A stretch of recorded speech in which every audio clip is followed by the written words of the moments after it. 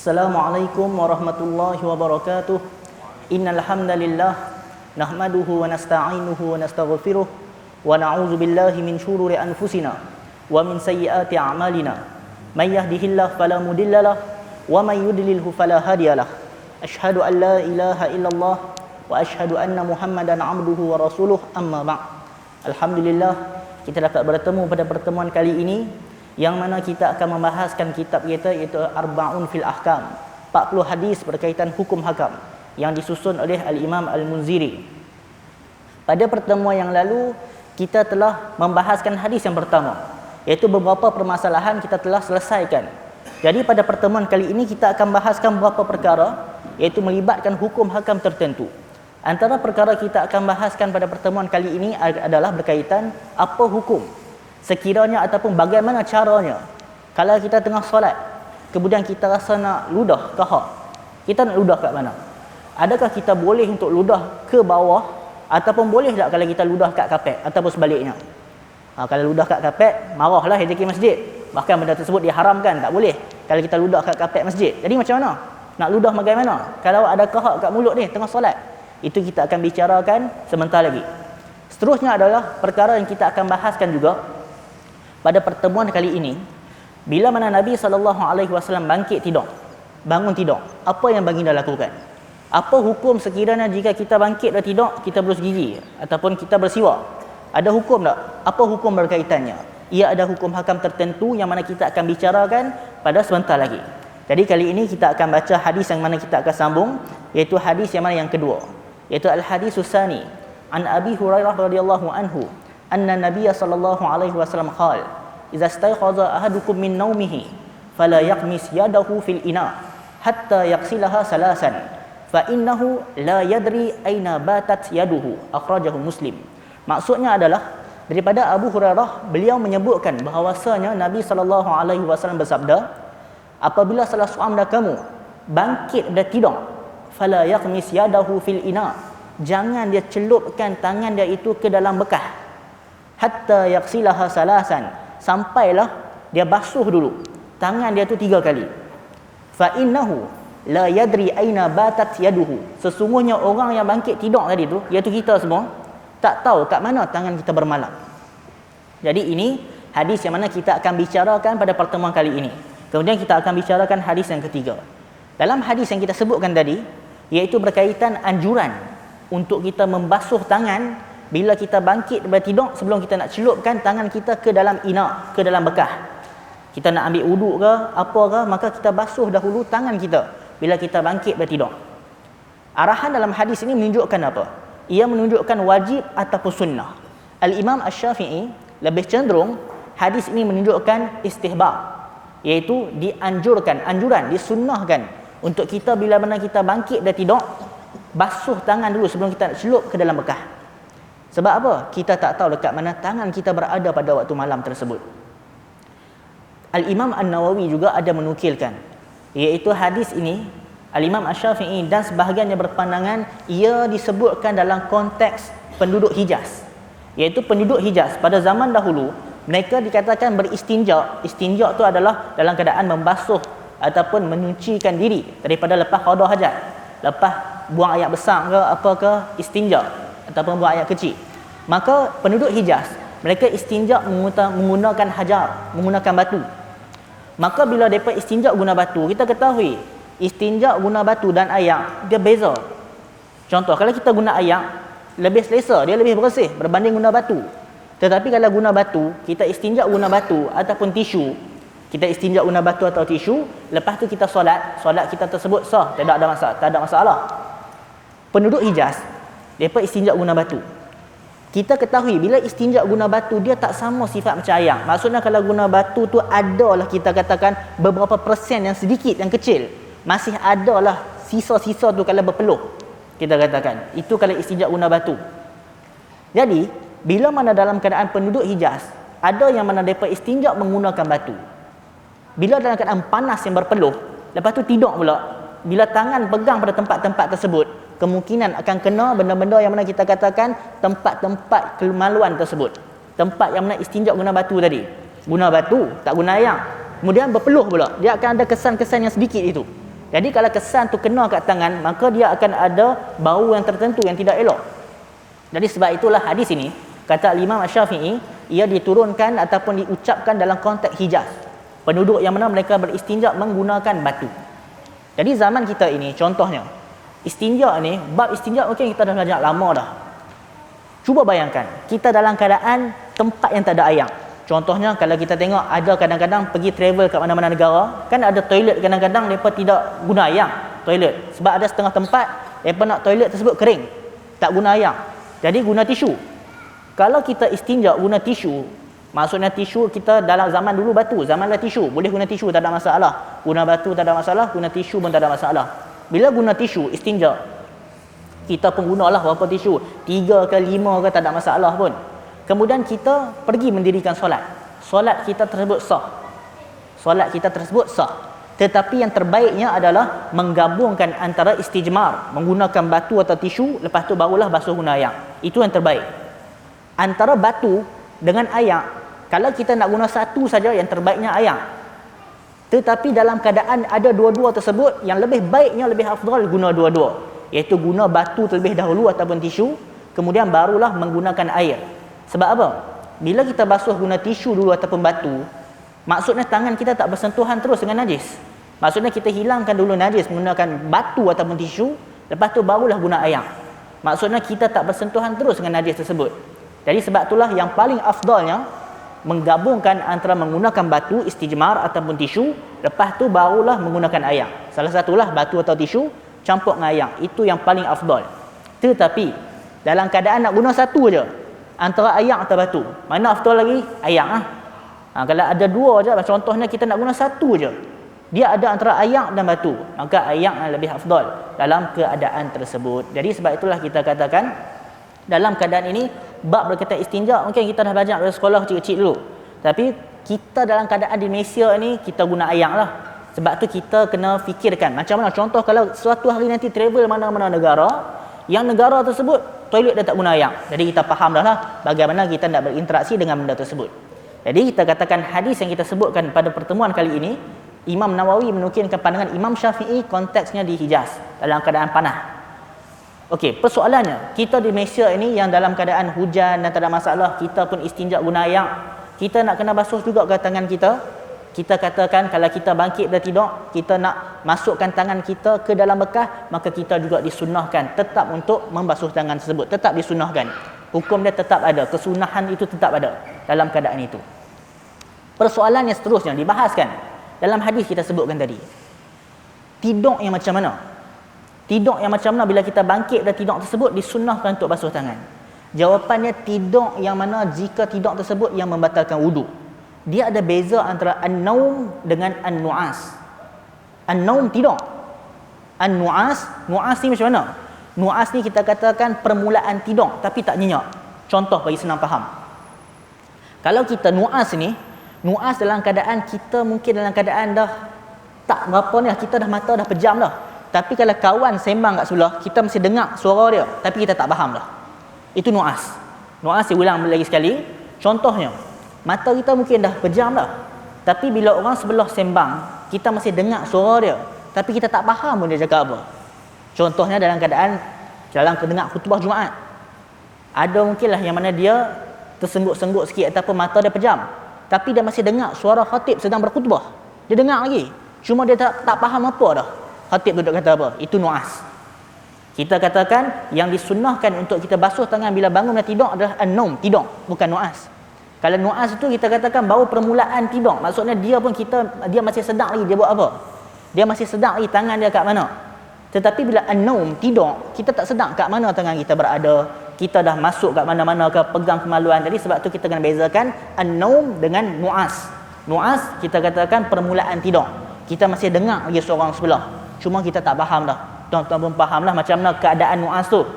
Manakala an-naum, memang kita tidur dah sampai pi negara mana dah, mimpi mana-mana dah, itu an-naum, tidur.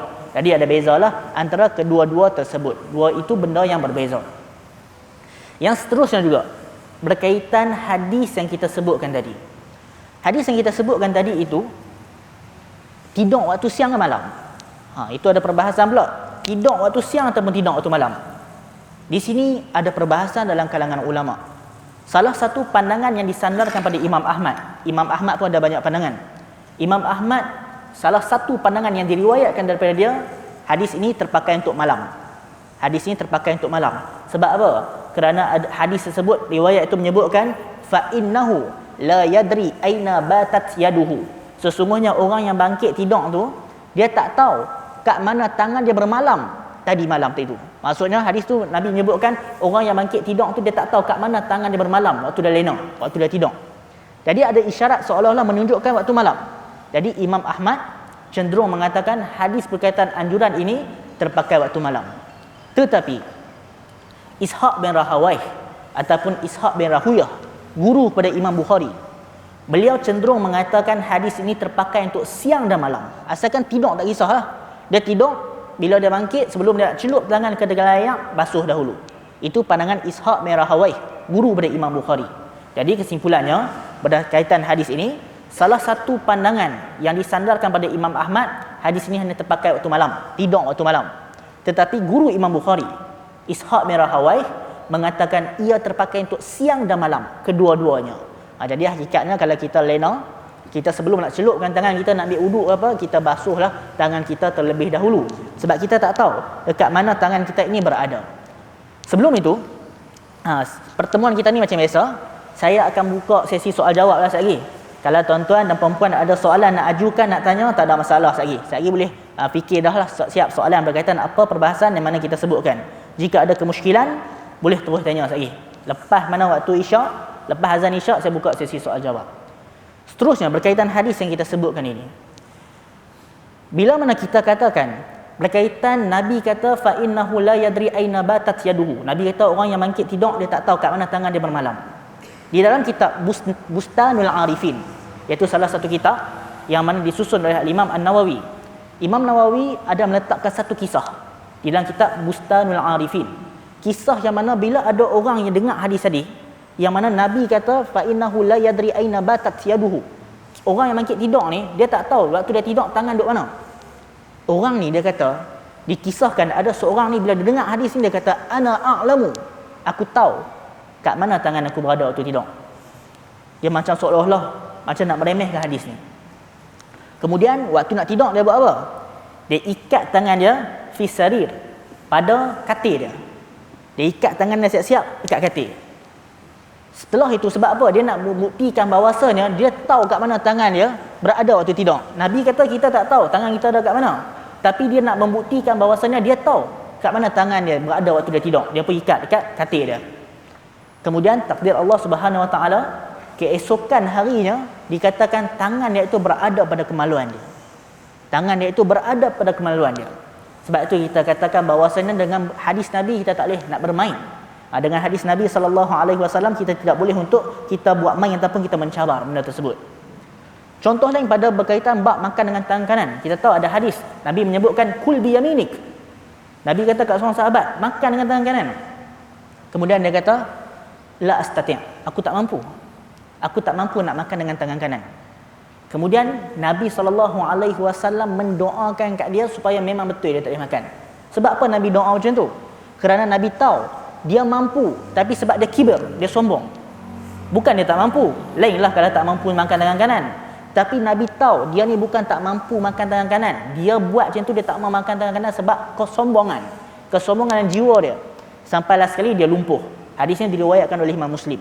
Jadi nak mengatakan bahawasanya Nabi SAW tidak akan mendoakan keburukan ke orang tu sesuka hati, tak?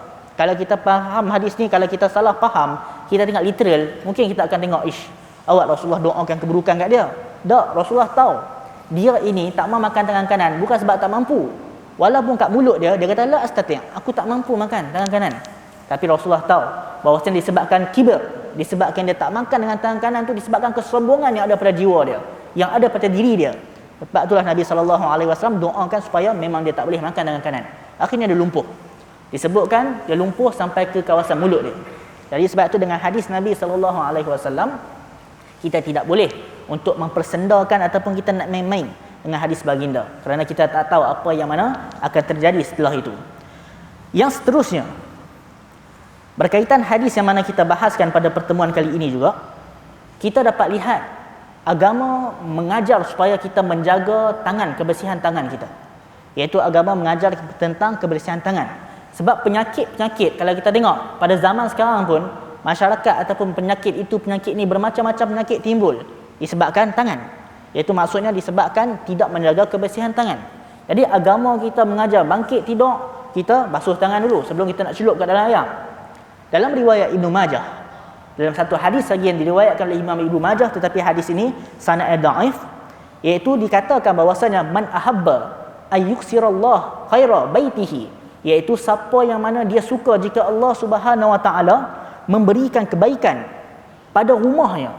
Tetapi hadis ini kita katakan dhaif, namun boleh diamalkan. Dikatakan baginda menyebutkan siapa yang suka kalau Allah memperbanyakkan kebaikan pada rumahnya, falyatawadda, hendaklah dia falyatawadda.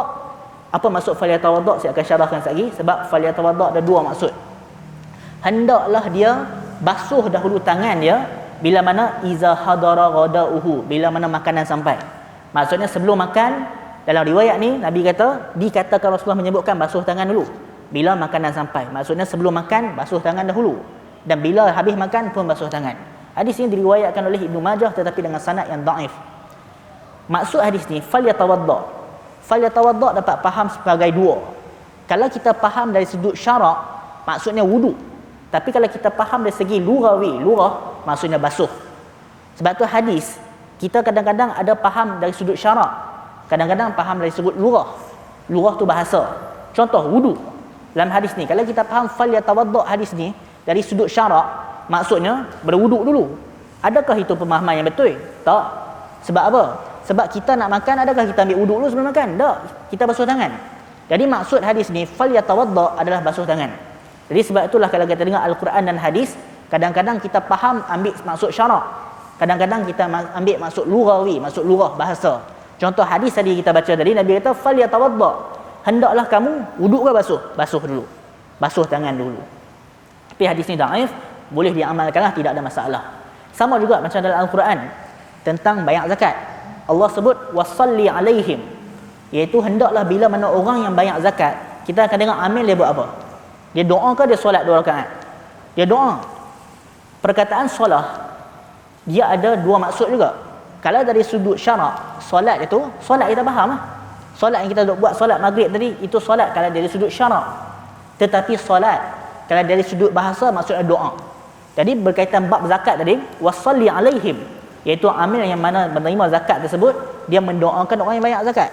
Jadi sebab itulah Al-Quran dan Sunnah ini kita tengok kadang-kadang kita ambil maksud syarak, kadang-kadang kita ambil maksud lughawi. Jadi berkaitan hadis yang kita sebutkan dari Ibnu Majah tadi, tetapi sanad dia dhaif, boleh nak amal, tak ada masalah. Kita basuh tangan dahulu sebelum makan. Dalam riwayat tersebut dikatakan bahwasanya Allah Subhanahu Wa Taala akan memperbanyakkan kebaikan pada rumah seseorang yang mana dia melakukan perkara tersebut. Maksudnya bila kita basuh tangan sebelum makan, apa akan terjadi? Penyakit kuranglah. Penyakit pun kita tak berapa banyak sangat dapat. Kita basuh tangan dulu bila kita makan dan setelah makan. Walaupun riwayat tersebut dhaif, kita boleh untuk praktikkan ataupun amalkan benda tersebut. Yang seterusnya, kita bicara pula berkaitan adab bila mana kita bangkit daripada tidur. Okey, bila mana kita bangun ataupun kita bangkit daripada tidur, apa yang mana kita nak buat dahulu? Maksudnya kalau kita tengok hadis-hadis Nabi SAW berkaitan amalan baginda, ada riwayat tertentu ketika Nabi bangkit tidur. Yang pertama, dalam hadis yang diriwayatkan oleh Imam Bukhari, diriwayatkan baginda bila bangkit dari tidur, fajalasa. Baginda akan duduk dulu. Bila bangkit dari tidur, baginda duduk. Kemudian yamsahun naum an wajhihi bi yadihi, iaitu baginda akan sapu muka baginda untuk hilangkan kesan tidur, bi yadihi, dengan tangan baginda. Jadi saya sebut sekali, dalam hadis yang diriwayatkan oleh Imam Bukhari, diriwayatkan sahabat menceritakan macam mana baginda Nabi SAW bila bangkit tidur, baginda buat apa? Yang pertama, Nabi duduk dulu. Yang pertama. Kemudian yamsahu, Rasulullah pun sapu. Yamsahun naum an wajhihi bi yadihi. Baginda pun sapu muka baginda, menghilangkan kesan tidur, kesan mengantuk tu dengan tangan baginda. Kita nak guna tangan, kalau kita rasa tapak tangan kita kotor, guna belakang lah. Tapi kalau tapak tangan kita rasa bersih, guna tapak tangan, tak ada masalah. Sebab tadi kita tengok hadis Nabi kata, fa innahu la yadri aina batat yaduhu. Kita tak tahu kat mana tangan kita waktu tidur.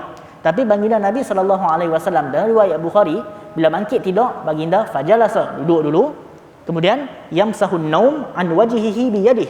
Rasulullah sapu wajah baginda, hilangkan kesan ngantuk, hilangkan kesan tidur. Hadis ini menunjukkan apa? Menunjukkan baginda bangkit dengan tenang, tak tergesa-gesa. Iaitu baginda bila bangkit boleh duduk. Kalau kita bangkit dalam keadaan tergesa-gesa, kita bangkit pun dah kalut dah nak pergi mana, kau tempat kita kerja ke apa itu, kita kalut. Tapi Nabi SAW bangkit tidur, baginda duduk dulu. Lepas duduk, baginda buat apa? Yamsahun naum. Rasulullah pun sapu kesan tidur. Maksudnya nak hilangkan kesan tidur pada wajah baginda. Maksudnya dalam keadaan bila nak bangkit, baginda pun sapu dengan tangan baginda nak menghilangkan kesan yang mana ada pada muka kita. Jadi sebab itulah kadang-kadang kita lakukan. Tapi kita tak tahu. Rupanya itu Rasulullah pernah buat. Bahkan di dalam kitab Syarah pada Sunan Abi Daud, seperti Aunul Ma'bud dan lain-lain, mengatakan istihbab, digalakkan, dianjurkan untuk buat macam tu. Maksudnya bila kita bangkit tidur, dianjurkanlah dalam keadaan kita tenang, kita pun hilangkan kesan-kesan tidur yang ada pada wajah kita itu. Jadi sebab itulah ini kita buat dah sebenarnya dalam kehidupan, cuma kita tak tahu bahawasanya itu amalan Nabi SAW.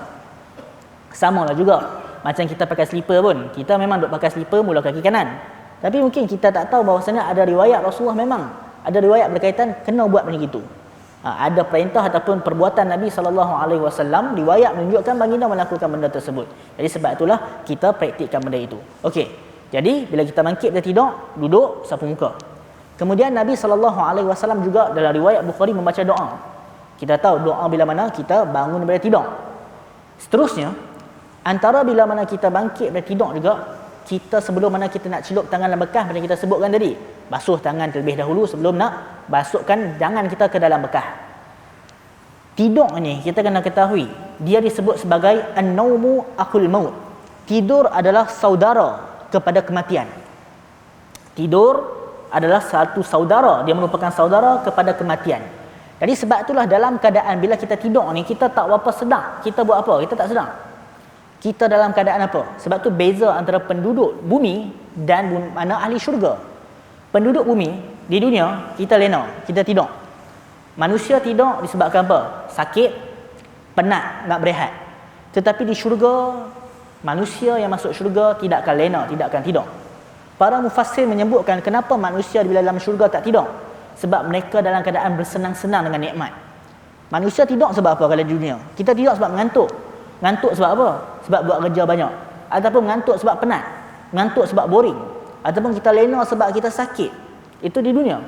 Tetapi di akhirat tidak ada benda tersebut, kerana kita sedang banyak dengan nikmat. Disebutkan kita bermewah-mewah. Ataupun kita melakukan istimta', berseronok, bersedap-sedapan dengan apa yang berada di sana. Itu ada disebutkan dalam kalangan mufassirun dalam membahaskan perkara tersebut. Seterusnya, apa lagi yang Nabi SAW lakukan ketika mana bangkit dari tidur?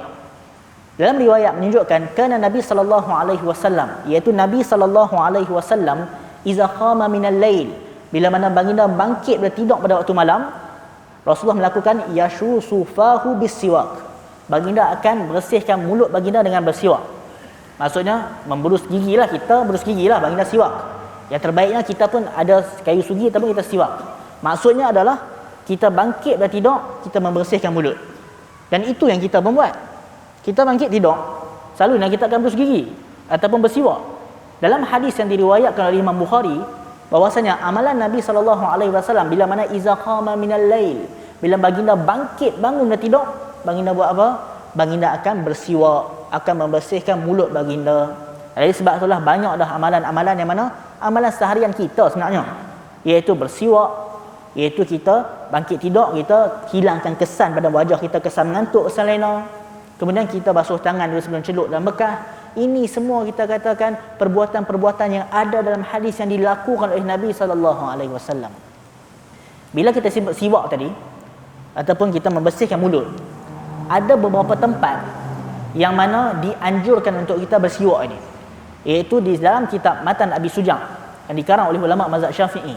Disebutkan bahwasanya dianjurkan, iaitu maksudnya wa yustahabbu, dianjurkan untuk bersiwak ini fi kulli halin, pada setiap keadaan, illa ba'da zawal li shaim, kecuali setelah mana gelincir matahari ketika mana untuk orang berpuasa. Maksudnya asalnya dalam mazhab Syafi'i ini disunnahkan untuk kita bersiwak fi kulli halin, pada setiap keadaan, illa ba'da zawal lis-shaim, kecuali setelah mana gelincir matahari, maksudnya setelah masuk waktu zuhur untuk orang berpuasa. Bab berkaitan boleh tak orang berpuasa untuk berus gigi ke, siwak ke, itu nanti waktu Ramadan, nanti nak masuk Ramadan kita bahaskan bila mana nak masuk bulan Ramadan. Jadi asalnya mazhab Syafi'i ini kita bersiwak dianjurkan pada setiap keadaan kecuali ketika mana ba'da zawal, lepas masuk waktu zuhur untuk orang berpuasa.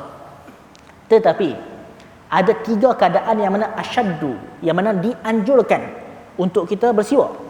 3 keadaan yang mana sangat dituntut untuk kita bersiwak. Di mana 3 keadaan tersebut? Keadaan yang mana? Yang pertama adalah inda taghayyuril fam, bila mana berubah dah bau mulut, minal azmi, disebabkan apa? Disebabkan diam terlalu lama. Contohnya kalau kita tak makan ke diam terlalu lama, mulut mungkin akan berbau. Maka wa inda taghayyuril fam, ketika mana berubahnya bau pada mulut, disunnahkan untuk manusia ni kita bersiwak, membersihkan gigi kita, membersihkan mulut kita. Itu ketika tersebut yang mana kita dianjurkan untuk bersiwak. Seterusnya, yang kedua, keadaan kedua yang mana kita dianjurkan untuk bersiwak yang asyad, yang kuat tuntutannya adalah indal qiyami, bila mana kita bangkit daripada minan naum, seperti kita sebutkan tadi, iaitu bila mana kita bangun daripada tidur. Keadaan tersebut kita dianjurkan untuk bersiwak.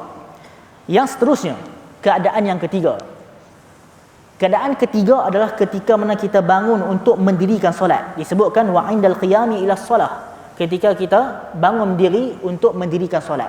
Jadi 3 tempat ini yang mana asyad, tuntutan yang kita katakan agak kuat untuk bersiwak ataupun membersihkan mulut, berus gigi ke apa ke, 3 tempat ni kuat. Asalnya untuk bersiwak ni fi kulli halin, pada setiap keadaan kecuali untuk orang berpuasa ba'da zawal. Tetapi 3 keadaan kita sebutkan tadi yang mana sangat dituntut, iaitu yang pertama adalah ketika inda taghayyuril fam, berubah mulut. Kedua, wa indal qiyam minan naum, lepas tu bangun dan tidur. Yang ketiga adalah ketika mana wa inda, bila mana dia bangun untuk mendirikan solat. Jadi 3 ini berkaitan bangun untuk mendirikan solat. Di sini juga ada perbahasan. Kita ini disunnahkan untuk membersihkan mulut kita waktu bangun nak mendirikan solat ataupun ketika nak berwudu. Itu sebab ada 2 hadis yang mana dengan lafaz berbeza. Ada riwayat menunjukkan ketika mana berwudu, ada riwayat menunjukkan ketika mana solat. Maksudnya bukan waktu solat, sebelum solat. Jadi di sini ada 2 hadis yang nampak berbeza. Jadi tidak ada masalah lah kalau kita nak bersiwak ataupun membersihkan mulut kita itu sebelum kita nak mengambil wudu, itu tidak ada masalah. Tetapi kalau kita nak melakukan sebelum solat pun itu tidak ada masalah. Kalau kita nak bersiwak, memberus gigi sebelum solat. Kedua-duanya ada riwayat dan kedua-duanya ada hadis berkaitan bab tersebut. Okey, itu hadis yang pertama, berkaitan yang mana kita sebutkan pada pertemuan tadi. Nanti sekali kalau kita dah habis dah waktu isyak sekali, ada soalan boleh kemukakan, tidak ada masalah. Sekarang kita akan masuk hadis yang seterusnya, iaitu hadis yang kedua yang mana kita akan bahaskan pada malam ini. Al-hadisus salis an Salman radhiyallahu anhu qala qila lahu allamakum nabiyyukum kulla syai' hatta qira'ah, iaitu maksudnya adalah daripada Salman bahwasanya qila lahu, iaitu dia ditanya. Salman ini dalam keadaan dia ditanya oleh siapa? Dalam riwayat ni tak sebut dia ditanya oleh siapa, tapi dalam riwayat lain disebutkan dia ditanya oleh musyrikin. Orang musyrikin, orang kafir tanya kat dia. Iaitu orang kafir kata apa kat dia? Allamakum nabiyyukum kulla syai' hatta qira'ah. Adakah nabi kamu ni, adakah nabi kalian ni ajak semua perkara hatta qira'ah, sampai adakah nabi kamu ni ajar qira'ah? Qira'ah tu maksudnya adalah cara untuk duduk ketika qada hajat. Maksudnya cara untuk duduk waktu buang air. Jadi orang kafir ni tanya, dia tanya, nabi hampa ni ajak semua benda ke? Sampai cara nak buat air pun nabi hampa ajak tak? Itu orang kafir tu tanya dekat Salman. Kemudian dia pun mengatakan ajal, maksudnya na'am, ya, nabi kami ajak. Sampailah ketika bab tersebut kan nabi kami ajak.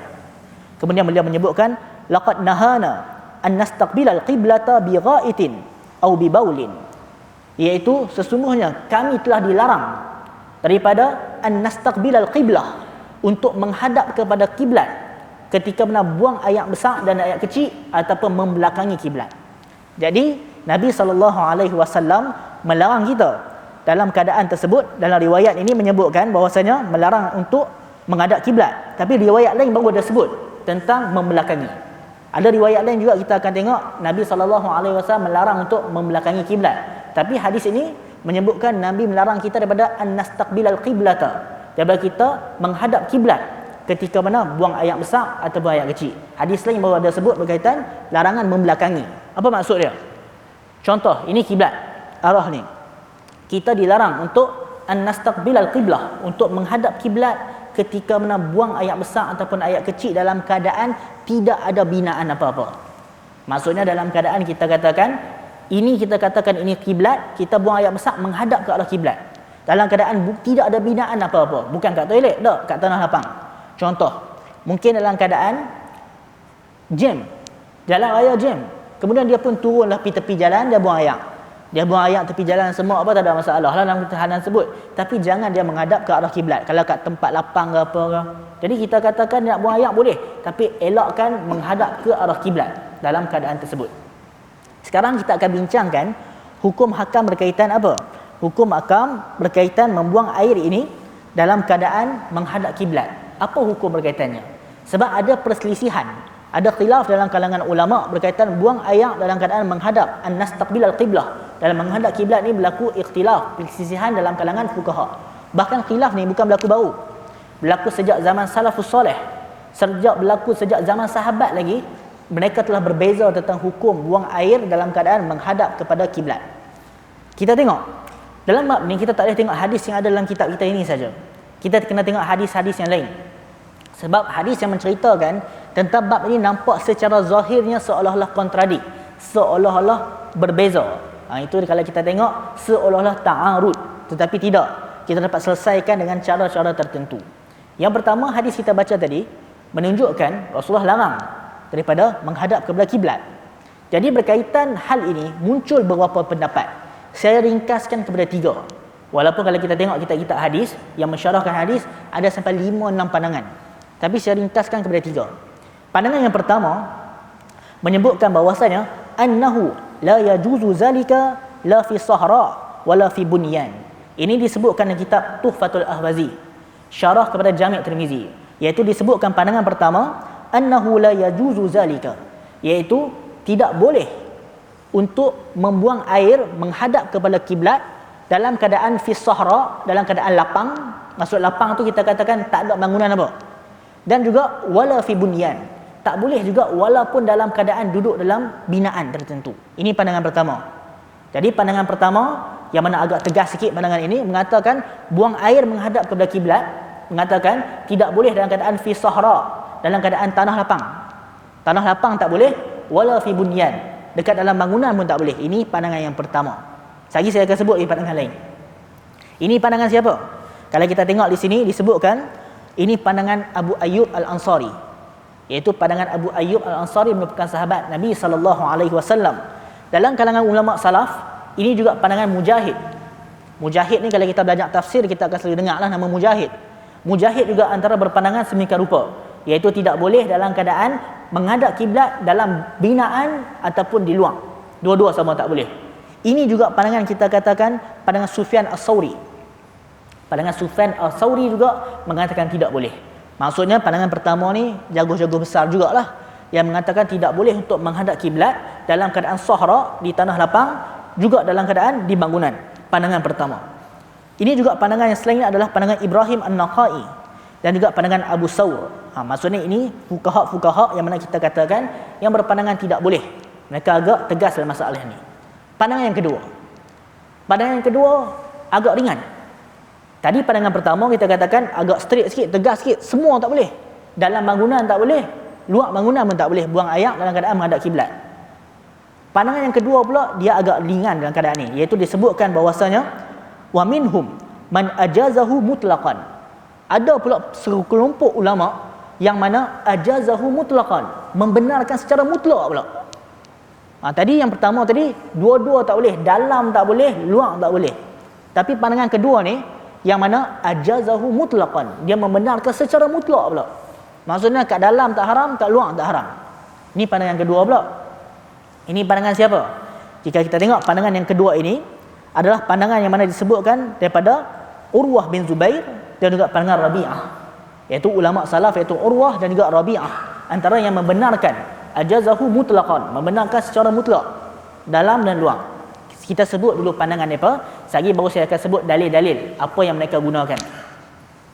Pandangan yang ketiga, kita bersama pandangan ketiga ini, iaitu pandangan ketiga ini dia menjamakkan, menggabungkan antara kedua-dua dalil. Pandangan ketiga adalah pandangan mazhab Syafi'i, dan juga ini juga pandangan kita katakan beberapa ulama. Disebutkan di sini bahawasanya anna istiqbal al-qiblah wastidbaraha bil ghaid wa bauli haramun fi sahra wa jaizun fil bunyan, iaitu pandangan ini menyebutkan bahawasanya buang air dalam keadaan menghadap ke arah kiblat ataupun membelakangi kiblat haram dalam keadaan fi sahra, di tanah lapang kat luar je, tetapi tidak haram fil bunyan, dalam binaan, di toilet. Contoh, kita masuk toilet kita, mana-mana toilet ke, kalau toilet tersebut menghadap ke arah kiblat, maka itu tidak haram menurut mazhab Syafi'i. Tetapi jika kita buang air kat luar, kat tempat lapang yang tak ada apa-apa halangan, dalam keadaan kita menghadap ke arah kiblat, maka haram perbuatan tersebut. Kerana ada hadis yang mana Nabi SAW larang kita an nastaqbilal qiblah, daripada kita buang air menghadap ke arah kiblat kalau dalam keadaan di sahra, di kawasan di luar, di tanah lapang, ataupun di tempat-tempat yang tak ada halangan apa pun. Tetapi jika keadaan di dalam toilet, macam toilet contoh kat kisahlah, toilet rumah ke apa ke, kalau toilet tersebut kita buang air tu menghadap ke arah kiblat, maka tidak termasuk dalam haram dalam hadis ni, tidak termasuk dalam larangan, tidak termasuk dalam pengharaman yang terdapat dalam hadis ini. Jadi itu kita katakan secara ringkasnya 3 pandangan yang saya dapat ringkaskan. Walaupun ada 5, ada banyak lagi. Ada yang mana mengatakan menghadap saja haram, tetapi kalau membelakangi tak haram. Salah satunya pandangan disandarkan pada Imam Ahmad, tapi saya tak sebutlah secara panjang meluas begitu rupa. Jadi secara ringkasnya semuanya ada 3 pandangan. Saya ulang balik. Pandangan pertama adalah yang mengharamkan secara mutlak, tak kisah dalam kita katakan dalam binaan ataupun di luar, dua-duanya haram kalau buang air menghadap kepada kiblat. Ini pandangan pertama, pandangan Sufyan Al-Thawri. Pandangan kita katakan juga seperti mana tadi Mujahid, dan juga ini merupakan pandangan Abu Thawr, pandangan sahabat Abu Ayyub Al-Ansari. Pandangan kedua yang mana mengharuskan di dalam dan di luar, dia haruskan semua pula, ajazahu mutlaqan, kat dalam dia benarkan, kat luar pun dia benarkan. Maksudnya kat dalam tu saya katakan dalam tandas lah, dalam binaan, bukan dalam masjid. Buang air dalam masjid itu haram, tak boleh. Maksud kita katakan ini buang air dalam keadaan menghadap kiblat dalam binaan, itu maksud yang kita katakan. Contoh dalam tandas, kalau dia menghadap kiblat dan dekat luar pun dia menghadap kiblat, pandangan kedua ini mengatakan tidak haram, dia mengharuskan secara mutlak. Tetapi ini pandangan segelintir saja, iaitu pandangan kita katakan pandangan Rabi'ah dan juga pandangan Urwah. Ini minoriti ulama saja yang membenarkan di dalam kita katakan dalam binaan, dan juga di luar pada binaan dalam lapang, mereka kata dua-dua tu tak haram kalau menghadap ke arah kiblat. Tapi ini pandangan minoriti, sikit sangat. Pandangan ketiga yang mana membenarkan menghadap ke arah kiblat dalam keadaan fil bunyan, dalam binaan, dalam toilet, kalau menghadap ke arah kiblat tidak haram. Tetapi kalau di tanah lapang itu baru haram. Jadi kesimpulannya kita katakan, kalau kita buang air dekat luar, macam kita katakan, kita hati-hati jangan menghadap kepada kiblat. Tidak boleh, kerana hukumnya adalah haram. Kalau kita buang air di tanah lapang, di luar, dalam keadaan tidak ada halangan apa-apa, kita menghadap kepada kiblat ataupun membelakangi kiblat, itu juga termasuk perkara yang haram. Itu saya sebutkan pandangan-pandangan ulama. Sekarang kita akan pergi dalil-dalil mereka pula. Apa dalil dan hujah yang digunakan? Kenapa boleh berbeza sampai macam ni? Kalau kita tengok berkaitan hujah dan dalil mereka, barulah kita akan faham. Ibnu Umar dia merupakan anak Sayyidina Umar. Beliau mengatakan bahawasanya raqitu yauman ala baiti Hafsah. Dia kata satu hari aku pernah panjat rumah Hafsah. Hafsah ni siapa? Hafsah ni isteri Nabi SAW. Ibnu Umar dia kata raqitu yauman, satu hari aku pernah panjat rumah Hafsah. Hafsah ni siapa? Apa hubungan Hafsah dengan Ibnu Umar? Adik-beradik. Sebab Hafsah anak Sayyidina Umar, Ibnu Umar ni anak Sayyidina Umar juga, maka Hafsah ni adik-beradik lah. Ibnu Umar dia panjat rumah adik-beradik dia, iaitu Hafsah. Kemudian Ibnu Umar kata dia nampak Nabi SAW qada hajat. Maksudnya Rasulullah sedang buang air, tetapi tak nampaklah aurat tak nampak sebab Rasulullah dipelihara, tak nampak aurat, tapi nampak dalam keadaan menghadap ke arah mana? Iaitu dalam riwayat ni disebutkan baginda membelakangi Kaabah, maksudnya membelakangi kiblat. Sedangkan dalam hadis yang kita sebutkan, baginda larang untuk kita menghadap dan juga membelakangi kiblat. Contohnya, kalau sini kiblat kita katakan, tak boleh kita buang air besar menghadap ke arah sana. Sebab belakang kita itu menghadap arah kiblat. Kalau kita berada di tanah lapang, tak boleh macam tu. Tapi hadis ni menunjukkan Rasulullah buang air belakang baginda menghadap ke arah kiblat.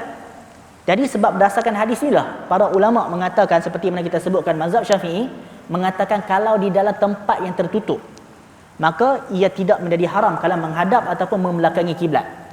Sebab Rasulullah dalam riwayat ini membelakangi kiblat dalam rumah, maksudnya dalam toilet, dalam tempat tertutup.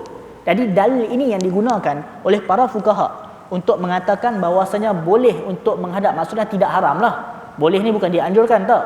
Yang terbaiknya kita tak buat, tapi nak mengatakan tidak haram sekiranya seseorang itu dia buang air ataupun dalam keadaan menghadap atau membelakangi kiblat dalam toilet yang dibina. Maksudnya dalam toilet macam kat rumah kita tidak haram lah begitu.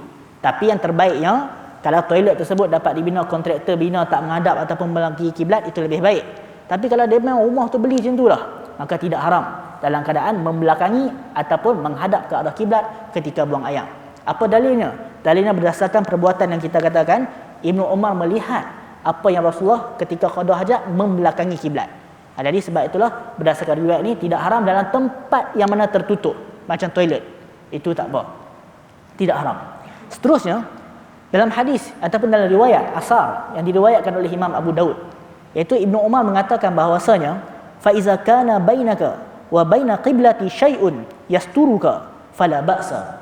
Maksudnya adalah sekiranya di antara engkau dan di antara kiblat ada syai'un, ada satu benda yang mana yasturuka, yang mana menutup, menghalang.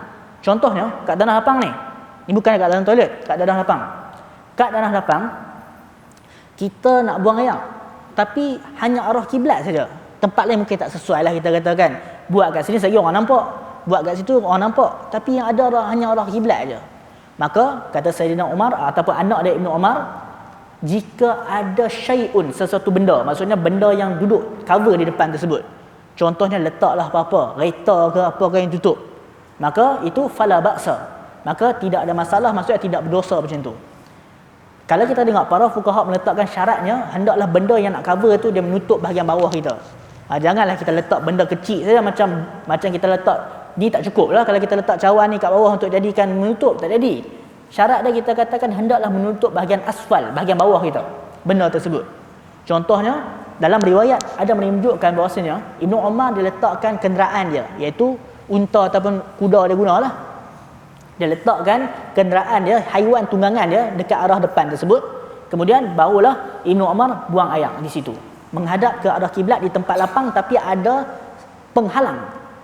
Kita katakan ada penghalang di depan dia. Jadi sebab tu kita katakan kalau kita nak buang air di luar, tak ada kawasan lain lah, ada tempat yang menghadap pada kiblat, letak something, letak sesuatu benda di depan tersebut yang mana yasturuka, yang mana dapat menutup ataupun dapat cover daripada orang nampak ke arah kita tersebut. Dan jarak kita dengan benda tu tak jauh lah, dekat je. Jangan kita letak kereta kita ke ujung jauh sana, kita buang air sini, itu jauh pula, jauh sangat pun tak boleh. Jadi kita katakan yang paling selamat, kita jangan menghadap kepada kiblat ketika buang air besar ataupun air kecil. Tetapi kalau kita berhajat, memang tak boleh dah arah tempat lain menghadap kiblat juga, letak something di depan, letak sesuatu benda yang mana menutup kita di hadapan kita. Itu berkaitan yang mana kita sebutkan ini.